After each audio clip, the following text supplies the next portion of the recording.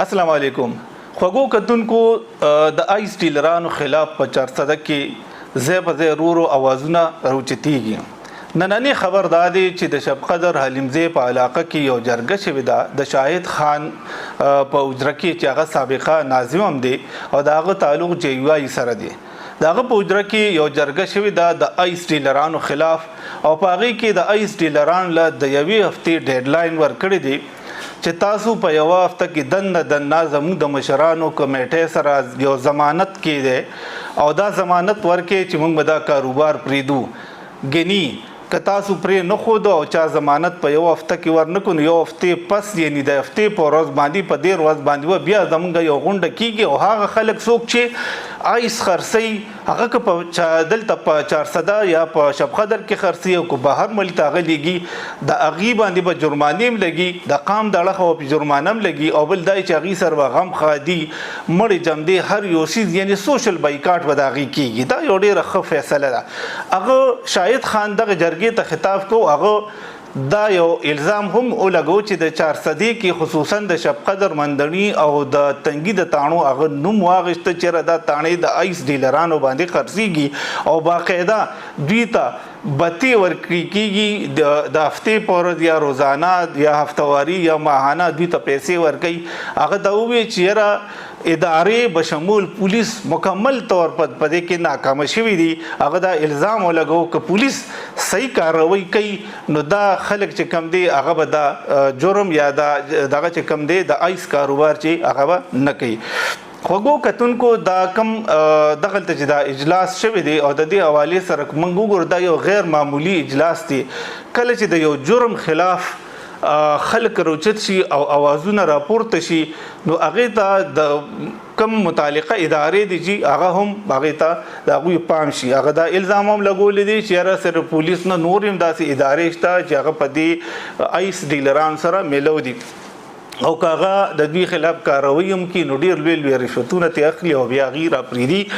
ځکه چې هغه د ووایي چې په زرګونو روپۍ باندې ماهانه چې کوم دی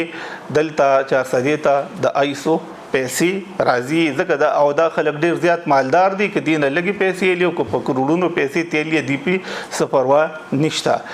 اوس دوی چې کوم دا قدم پورته کړی دی موږ له پکار دي چې موږ دې سپورټ کړو. دغه شان جرګې دغه شان کمیټې چې کوم دي هغه د چارسدې په ټولو علاقو په ټولو تحصیلونو کې بلکې په هر یونین کونسل کې او په هر ویلیج کونسل کې داسې کمیټې پکار دي داسې مشران پکار دي او هغوی له همدغه شان قدمونه پروتوکول پکار دي چې کم سړی کاغه چرس خرڅوي کاغه پوډر خرڅوي کاغه آیس خرڅوي او هغه که نور داسې د نشې سیزونه هغه خرڅوي اول خو هغه منې کول پکار دي او که هغه نه منې کېږي نو د هغه خلاف دا سوشل بایکاټ پکار دی. هغه سره غم خادي پرېښودل پکار دي د هغه مړې جمدي نه دي کول پکار هغه سره الیک سلیک نه دي کول پکار او بل دا دی چې په مقامي تاڼه او پولیس باندې دبه وچول پکار دي چې د دغه خلکو خلاف کاروي وکړي نو هله به موږ د دې ګن نه خلاصېږو. موجوده چې کوم نوی DPO راغلی دی موږ د ده نه دا تمه کوو دا امید ساتو چې هغه به د دې خلکو خلاف ښه سخته کاروي کوي. قوم چې کم دی کم چې مخلص خلک دي کم چا سره چې د قوم د مستقبل غم دی د دې بچو غم دی هغه ټول به پولیس سپورټ کوي. موږ دا نه وایو چې ټول پولیس خراب دي خو بهرحال داسې خلک پکې شته په هر اداره کې خو خراب خلک شته کوم چې ښه ایماندار افسران دي هغه د په تاڼو کې ولګوي د هغوی نه د ماهانه یا هفتواري پروګرس غواړي دا ښکاره خلک دي دا څه پټ نه دي ټولې دنیا ته پته ده چې څومره خلک په کم ځای کې دا کاروبار کوي د دې خلاف سخت اکشن اخیستل پکار دي. زه دا وایم چې دغه شان جرګې دي نورې هم جوړې شي دغه شان اویرنس او شعور دی نور هم را بیدار شي د دې خلکو خلاف. دا خلک چې کوم دي خو په زرګونو روپۍ ګټي خو تاسو یقین وساتئ چې دا د دې قوم قاتلان دي. دا قاتلان دي کوم سړی چې آیس کی آیس اډیکټ وي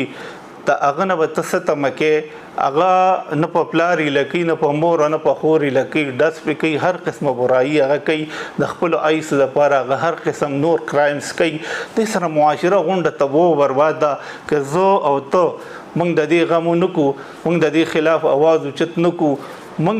د دې کې پولیس سره مرسته ونه کړو موږ دې کې مشرانو او نیکانو او شریفو خلکو سره مرسته ونه کړو دا ګن دا طبیعي به زموږ کورونو ته راځي زه دا خواست کوم چې ټول یک اواز چې د دې خلاف اواز اوچت کې او دا کوم مرداري چې دا کم ګن دی دا تباہي ده د دې مخنیوي کې